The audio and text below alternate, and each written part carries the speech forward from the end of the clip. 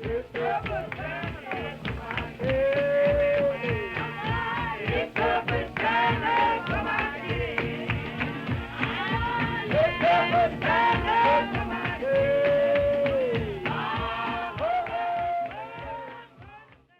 started writing when I was young, and I became a writer. And my job was always to tell a story, whether it was working in marketing for design firms in San Francisco, working in the financial world where I was writing research on Wall Street, working in the community in New Orleans on race and equity. It was always about telling a story. The first story I ever wrote was actually a composition of stories. I was in a writers group and we were doing a lot of memoir writing, and I was not too keen on memoir. That wasn't necessarily what I wanted to write. I wanted to write novels and be sort of the Madonna, the one name person in the literature world. Um, and I started writing memoir, and I put together a series of essays into one. And it was, the title of it was, I Didn't Know How to Be the Mother of a Black Boy. And I wrote that a few years after I had adopted my son, who's African American. And I had learned a great deal about what I didn't know by seeing the world through his eyes.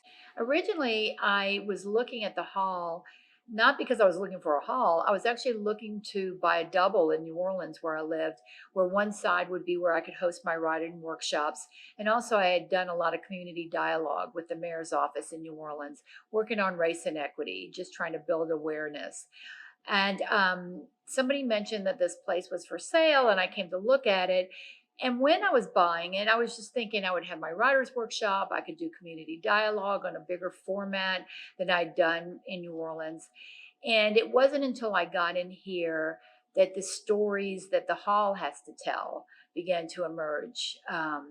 And believe me, I've had the hall since July 2018. So it's 4 to 5 years, and the stories are still coming out. So this place is like a story catcher. Originally, the hall was built mainly for, well, there was some civic activity that was involved, and that was paying dues, and that these dues could support the community that didn't have access during Jim Crow and segregation to insurance companies from white businesses, or burial insurance from white businesses. So it was a way of being self-reliant in the Black community, to have like a kitty to pull from to help within the community. It became a place, though, like a Black energy center, where it drew local entertainment, local fun, Mardi Gras crews, etc. And once I got in here, I realized that a lot of things happened here. More importantly, I guess what this place has become famous for is because during the time, it was built in 1922, but in the 30s and 40s, you start seeing Black musicians traveling the South. They eventually become legendary Black musicians, but at the time, they're just traveling South looking to play music.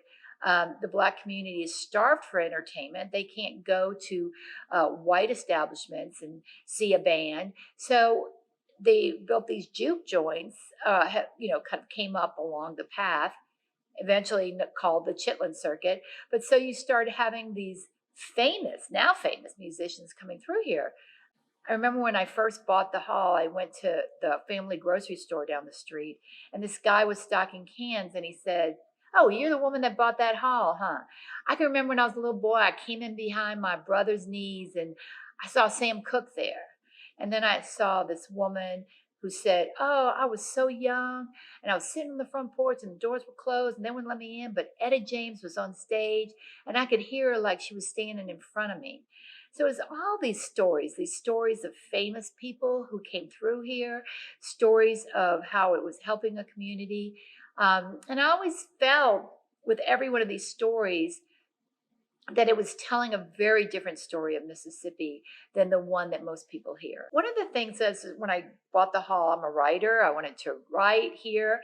But then as I began to learn more about the stories here, I wanted to write about those stories. We've done that in several different ways, but Sort of the overarching theme here is that we use art to tell our stories. And particularly, we look at Black artists to help us tell that story through art. We invited Gus Bennett, who is the photographer for Essence and Jazz Fest, to come here and take portraits of people that had a history with the Hall. And while they were here having their portrait taken, we took a blurb about their history. And so we have all of that archived on our website. We asked Wendo, who is a young up-and-coming Black artist who is a muralist, to do a mural on the side of the Hall that tells this virtual storyboard of what the Hall is about. We also have had other artists we've invited. I don't know if you can see right here, but this is our Chitlin Circuit painting that Adrian Brown David did, which is about telling the story of sort of the legacy. You start with Etta James, you go to Irma Thomas, and then recently we've hosted Sonny War and Kiana Linnell. So it just shows that lineage of Black American music and its evolution, particularly through the women of the Chitlin Circuit that don't get the notoriety that they deserve. We have a mural of James Booker, who was born in New Orleans but raised in Bay St. Louis, and we honor him every year in a festival called Booker Fest, and that's our annual fundraiser. On the other side of that wall is a mural of We Are Our Ancestors' Wildest Dreams. We paid homage to the ancestors in a weekend here for our centennial. We just continue to look for ways to use art, and that doesn't just have to be visual art. We have performing arts that we do. One of the things is we have a tin shed, and we invite artists and musicians to come here sort of to feel the vibe, because you can really feel the energy here, and to stay in the tin shed and use it as a residence where they can have a respite, but they can also sort of help us tell our story, because they'll go out to their community. Recently, we hosted artists in residence through a MAC grant we got with Adrian Brown David and Sonny Patterson, who's a spoken word artist.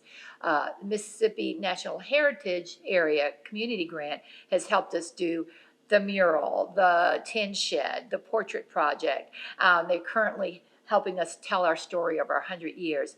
So we look for ways to do programming that helps us continue to tell our story. It's a very important story. We're one of the few standing landmarks on the Mississippi Blues Trail. We're a very rare African American landmark. And we have survived man-made disasters like Jim Crow and segregation, and natural disasters like Camille, Betsy, Katrina, and recently Hurricane Zeta that tore the roof off. So we're still standing. We want to keep standing, and as long as we're standing, we're going to keep telling the story.